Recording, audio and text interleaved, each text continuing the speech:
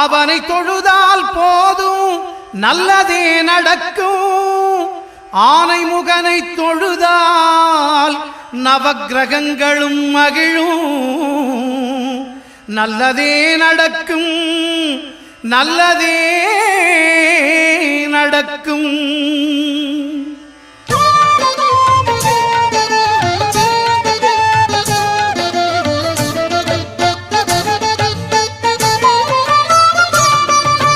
ஒன்பது கோளும் ஒன்றாய் காண